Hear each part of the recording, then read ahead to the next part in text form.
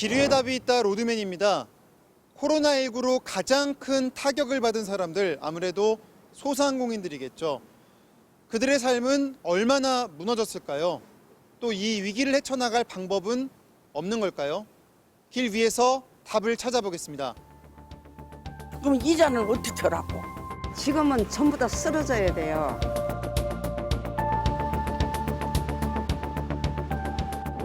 처음 온 곳은 서울의 한 대학가입니다. 원래 학생들로 한창 북적일 시기인데요. 지금 보시는 것처럼 거리가 한산합니다. 지금 빈 가게도 바로 보이고요.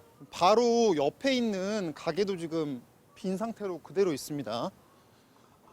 이 사회적 거리두기 기간이 지금 길어지면서 그럴 법도 한데, 문제는 그 사이에 버티지 못하는 가게들이 늘고 있다는 게 문제인데요.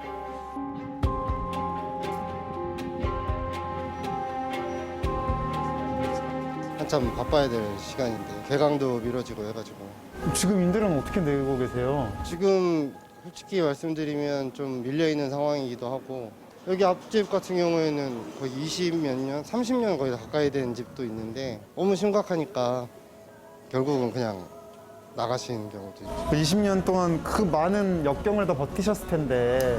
이번이 처음입니다. 수입을 대부분 관광에 의존해야 하는 지역은 사정이 더욱 심각하다고 합니다. 한번 돌아보겠습니다.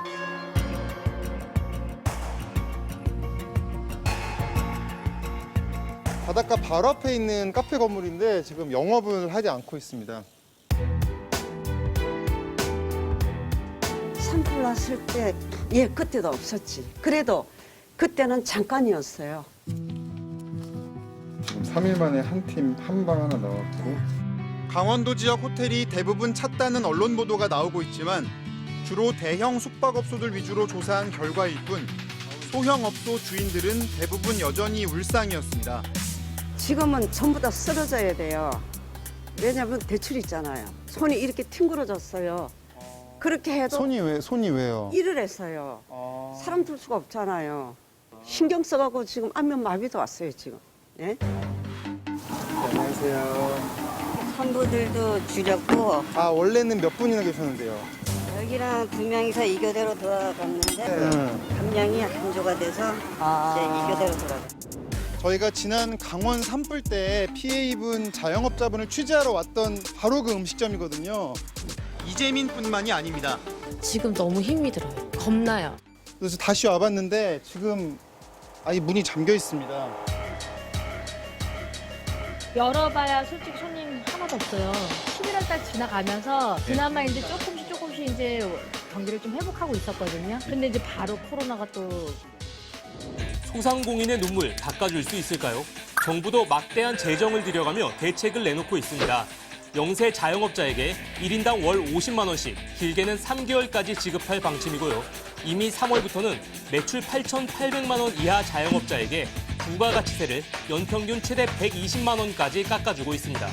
서울시도 며칠 전 긴급 대책으로 서울 시내 소상공인에게 140만 원의 현금을 2개월에 걸쳐 지급하기로 했습니다.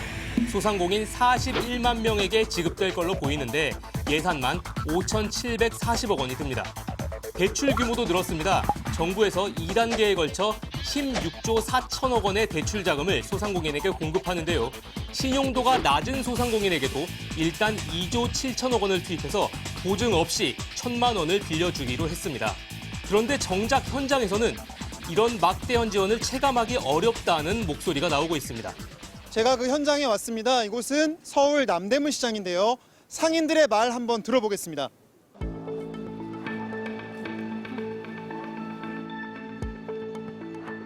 오늘 그럼 몇 명 정도 손님 나오셨습니까? 저는 한 명. 네, 이거 지금 주머니 5개 사갔어요. 1,500원짜리. 자꾸 묻지 마세요. 눈물 날 수도 있으니까. 소상공인 대출인데 신청을 해라 그래서 2월 28일 날 냈는데 3월 23일 날인가? 거기서 이제 문자가 왔더라고. 한 달쯤 지나서? 네, 이제사 도착을 했는데 답변을 드릴 수가 없다고. 근데 지금까지 또 아무 말도 없는 거예요. 요가지고 우리 가게지. 근데 이제 빼는 거지. 대출해도 좀 뭐 이자 나가야 되잖아요. 대출을 받으면. 그럼 이자는 어떻게 하라고? 속이 상해서 막 울고 그랬어. 안 빼려다가 어떻게 할 수가 없으니까 빼는 거야.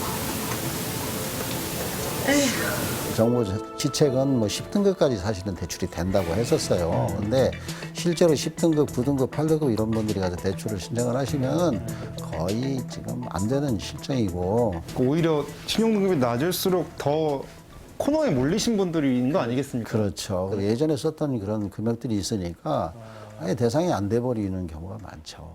이에 대해 중기부는 재원이 한정돼 있어 신용 불량 상태이거나 코로나 사태 이전에 세금을 체납한 소상공인에게는 지원할 수 없는 상황이라고 밝혔습니다.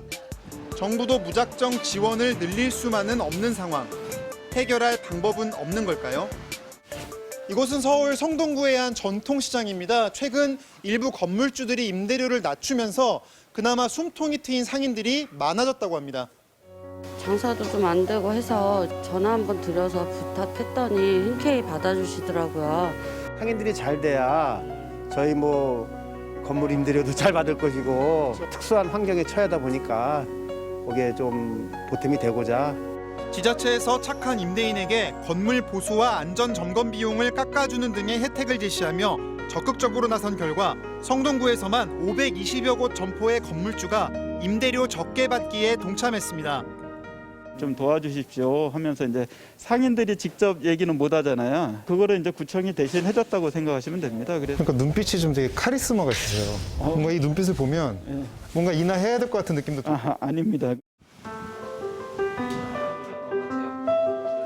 한동안 휴업을 할까 이런 생각까지 했었어요, 사실. 그래도 이런 게 있으니까 좀 더 힘을 낼 수 있는 계기가 되죠. 그러니까 발판이 될 수도 있겠네요. 그렇죠, 이게 희망이 되니까요. 건물주의 선의에만 기대는 것도 정부 재정을 푸는 것도 한계가 있을 것입니다.